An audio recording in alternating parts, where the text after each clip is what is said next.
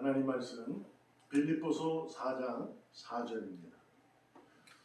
주 안에서 기뻐하라. 내가 다시 말하노니 기뻐하라. 아멘. 아멘. 상황과 상관없는 기쁨. 바울은 자신을 찾아온 그들에게 주님 안에서 기뻐하라 다시금 부탁합니다. 우리가 기쁨은 즐겁고 행복할 때 나오는 것이겠죠. 근데 성경에서 말씀하시는 기쁨은 항상입니다. 기쁨의 삶을 살아라 라고 하는 거죠. 먼저 생각해 볼 것은 의인은 복 있는 사람입니다. 하나님 나라를 소유하고 소망을 가지고 그날에 하나님의 품 안으로 그 나라로 입성하는 것이 약속된 자로서 복이 있다 하신 거죠. 그러므로 그 약속에 의한 소망을 가지고 믿음으로 살아가는 의인의 삶은 기쁨이 넘치는 것이 당연한 겁니다. 근데 어떻게 하면 그럴 수 있을까라는 건데, 이 복음 자체가 염려와 슬픔을 평강과 위로로 바꿔주기 때문입니다. 아멘. 그래서 복된 삶을 살아가는 하나님의 자녀는 기쁨이 넘치는 삶을 살아가고 있어요. 언제나 어디서나 무엇을 하든지 기쁨이 넘치는 삶을 살아가기를 소망합니다. 아멘. 그래서 성경에 보면 오늘도 본문에 바울이 권면하는 것처럼 주 안에서 기뻐하라 명령이잖아요. 또 성경에서도 그런 얘기를 합니다. 안심해라. 두려워하지 말라. 걱정하지 마라. 염려하지 마라. 낙심하지 마라. 좀 이상하다고 생각 안 합니까? 복된 삶을 의인은 기쁨이 넘치는 삶인데 왜 성경에는 하지 마라. 두려움, 염려, 낙심 이런 등등의 기쁨이 없는 그런 상황을 설명하고 싶어요. 그래서 그것을 하지 말라는 거예요. 그러니 어찌 보면 가만히 생각해 보면 두려움 없이 사는 거, 낙심 없이 사는 거, 염려 없이 사는 것이 기쁨의 삶이다라고 이해될 수도 있는 거죠. 가만히 생각하면 또 되짚어 보면 복된 삶이라고 하는데도 두려움이 있고 염려가 있고 낙심이 있다라는 얘기로 들리는 거죠. 맞잖아요. 이것이 어떻게 기쁨이 없는 삶이 될 수 있을까?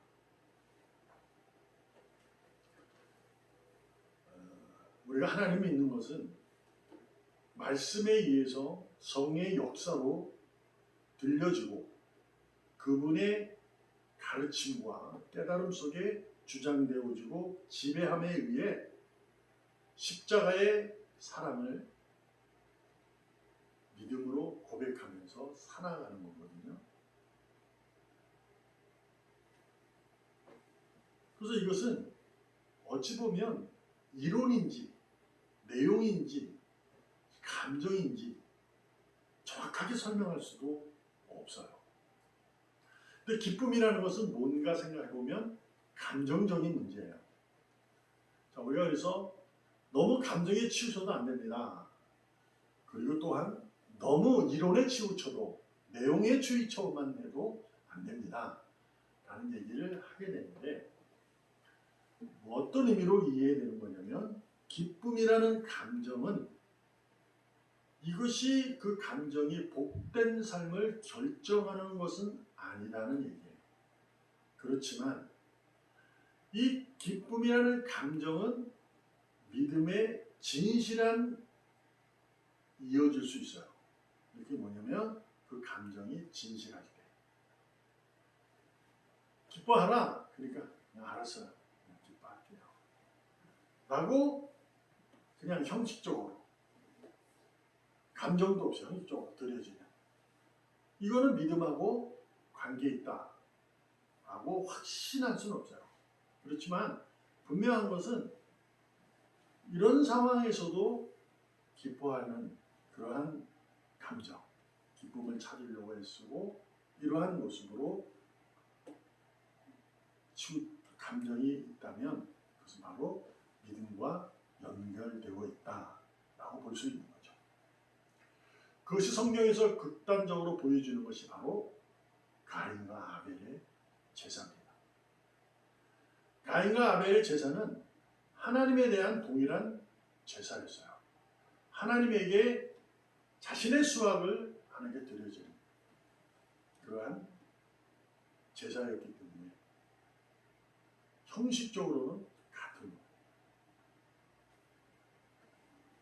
예배를 하고 헌물을 할 때 어떤 마음이냐라는 것을 가르쳐주고 있는 거죠. 그러니까 말씀드렸다시피 감정이 복된 삶을 결정하는 건 아니지만 믿음과 연결되어 있다는 것을 설명하고 있을 때 가인과 아벨의 그 마음을 성경에 기록된 것으로 살펴보면 그들이 누가 기쁜 마음이었고 누가 불편한 마음을 가지고 있었는가라고 살펴보면 알 수 있는 거죠. 하나님은 불편한 마음으로 드린 제물을 받지 않으셨어요. 그러므로 우리는 예배할 때, 헌물을 할 때, 기도를 할 때, 우리의 삶을 살아갈 때 어떠한 마음인가가 중요한 거예요. 그래서 오늘 본문이 제목에 상황과 상관없는 기쁨. 지금의 내 상황과 전혀 상관없이 드려지는 예배의 진실함, 하나님께 드려지는 헌물의 진실함, 이것은 하나님께서 기쁨으로 받으신다. 그리고 하나님은 그러한 예배자를 오늘도 여지없이 찾고 계신다. 신령과 진실로 예배하는 자를 찾으시자. 그 신령과 진리를 예배하는 자. 신령은 이제 성령, 진리는 이제 그리스도 말씀이죠. 그러니까 이것을 토대로 해서 예배하는 자를 찾으시는 거죠. 그러므로 성령이 주장하는 마음에는 거룩한 마음이 되어야 하는데 거룩한 마음에 낙심이나 두려움이나 분노는 맞지 않죠. 그래서 상황과 상관없는 기쁨으로 예배를 드려야 하는데 바울의 이 권면과 명령은 주 안에서 기뻐하라. 내가 다시 말한다. 기뻐하라. 빠져서 그렇지 내가 다시 말하노니 주 안에서 기뻐하라. 이렇게 했을 겁니다. 어떤 의미냐면 말씀드렸다시피 언제나 어디서나 무엇하든지 우리는 기쁨이 넘치는 삶을 살아가는 건 당연한데 왜 성경에는 두려워하지 말라, 염려하지 말라, 낙심하지 말라, 안심하라 이렇게 명령을 하고 있을까? 바로 우리는 연약하기 때문에 그래요. 내가 아무리 교회 열심히 다녀도 내가 아무리 신앙생활을 오래 해도 염려는 있게 됩니다. 위기가 온다 이거죠.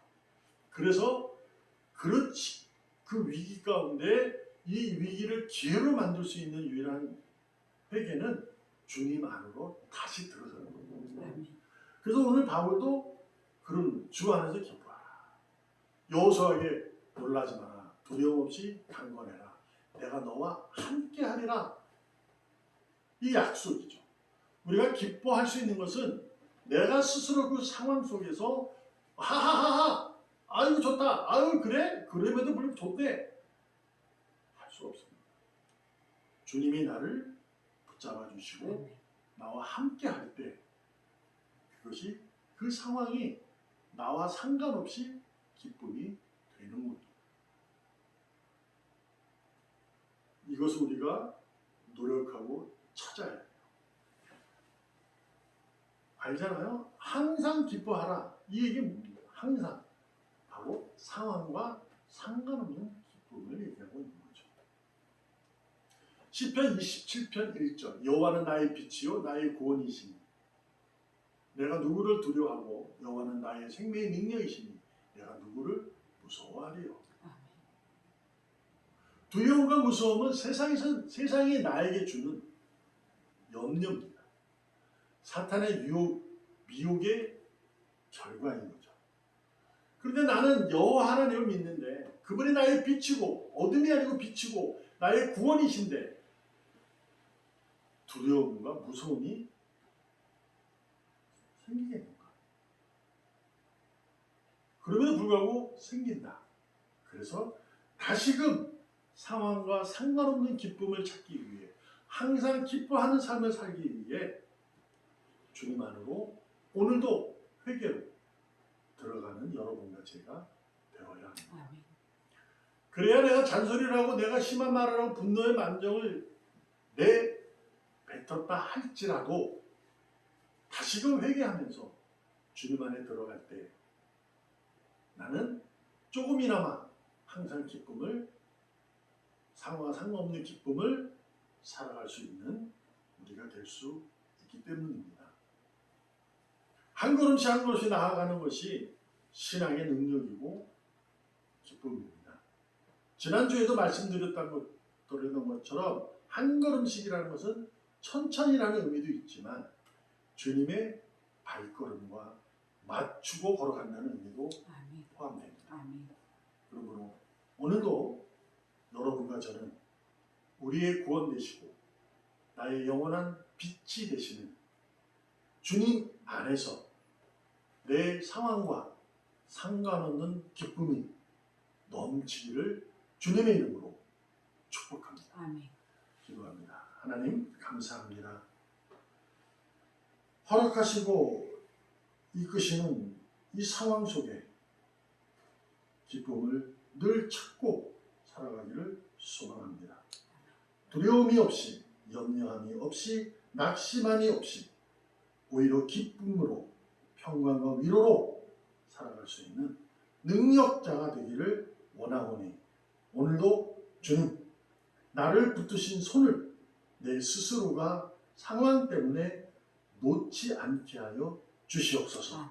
꼭 붙들고 기쁨과 감사로 활기차게 용기 있게 살아가게 하여 주시옵소서. 살아계시는 예수님의 이름으로 감사하며 기도합니다. 아멘.